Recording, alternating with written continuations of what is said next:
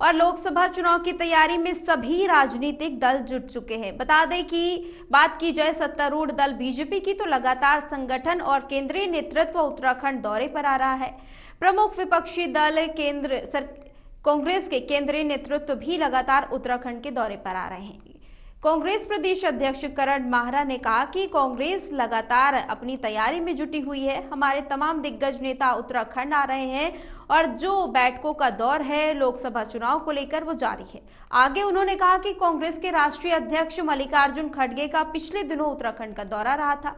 वहीं अलका लांबा, गुरदीप सप्पल, भक्त चरण का लगातार उत्तराखंड का दौरा हो रहा है। आगे उन्होंने बताया कि आगामी 2 से 3 दिनों में स्क्रीनिंग कमेटी की बैठक दिल्ली में फिर से होगी।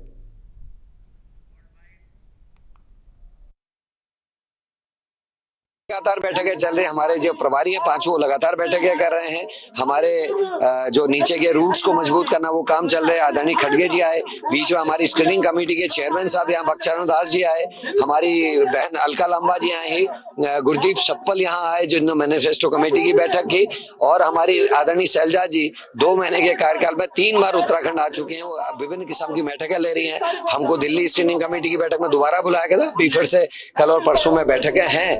तो मेरा ये मानना है कि कांग्रेस ज्यादा मजबूती से इस बार काम करे। खबर पर ज्यादा जानकारी के लिए संवाददाता पवन दीक्षित जुड़ चुके हैं। पवन, जहां बीजेपी 2 बार 5 सीटों पर जीती, कांग्रेस के लिए ये जो सफर है ये कितना मुश्किल है?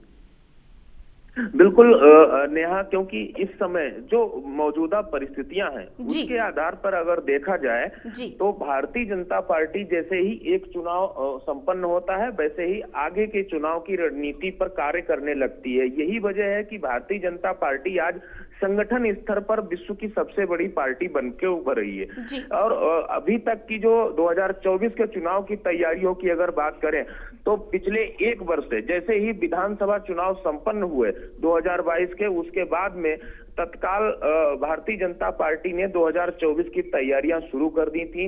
और आज यही वजह है कि भारतीय जनता पार्टी का एक एक कार्यकर्ता अपनी जो जन सरोकार से जुड़ी हुई जो योजनाएं हैं उन योजनाओं को लेकर के चरणबद्ध तरीके से तमाम कार्यक्रमों के जरिए जनता के बीच में अपनी पहुंच बना चुकी है। और अभी जब आचार संहिता लागू भी नहीं हुई है उससे पहले ही प्रत्याशी चयन को लेकर के मंथन तेज हो चुका है। वहीं अब लगातार केंद्रीय नेतृत्व भी उत्तराखंड में नजर गड़ाए हुए है और लगातार तमाम केंद्रीय नेताओं के कार्यक्रम भी जारी हो चुके हैं। और ऐसे में अगर कांग्रेस की बात करें तो कांग्रेस में अभी भी अंतर्द्वंद देखने को मिल रहा है। कांग्रेस की एकजुटता न होने की वजह से कहीं न कहीं 2022 में भी सरकार से बाहर का रास्ता जनता ने दिखा दिया, सरकार नहीं बना पाए और पूर्ण बहुमत की सरकार भारतीय जनता पार्टी के पुनः रिपीट हुई है, जो कि एक जो मिथक थी उसको तोड़ करके जनता ने भारतीय जनता पार्टी पर भरोसा जताया।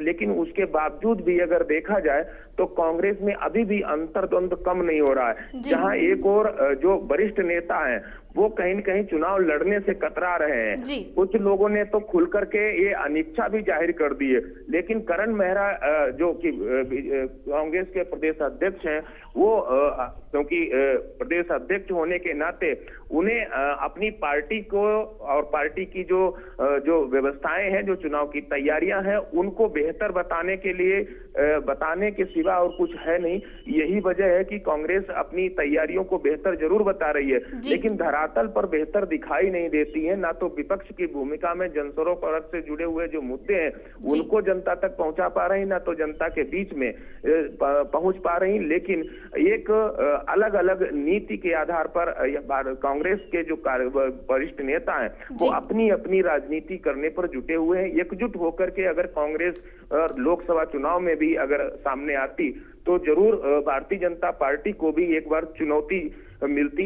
लेकिन यहाँ पर प्रत्याशी चयन तक के लिए भी कांग्रेस अभी कहीं न कहीं भारतीय जनता पार्टी से काफी पीछे दिखाई दे रही है। हालांकि नए प्रदेश प्रभारी का भी कांग्रेस ने चयन किया था, उनके अभी तक एक दौरा उनका यहाँ पर हुआ है। अभी जल्द ही कांग्रेस के जो प्रदेश अध्यक्ष करण मारा है उनका कहना है कि शैलजा कुमारी जल्दी ही यहाँ पर आ सकती हैं, जो कि प्रदेश प्रभारी है। जो चुनाव की जो स्क्रीनिंग कमेटी है उसमें यहाँ पर नाम को लेकर के स्क्रीनिंग की जा सकती है और नामों पर विचार किया जा सकता है। जो तमाम जो लोगों ने आवेदन दिए हैं उनके नामों पर भी और वरिष्ठ नेताओं को भी मनाने का काम किया जाएगा, उनको लड़ाने का काम किया जाएगा और मजबूती के साथ बीजेपी को टक्कर देने का काम कांग्रेस करेगी, ऐसा कांग्रेस के प्रदेश अध्यक्ष का कहना है। लेकिन धरातल पर इस तरह की कोई भी तैयारियां दिखाई नहीं दे रही। नेहा, ठीक है, बहुत बहुत शुक्रिया पवन ज्यादा जानकारी के लिए।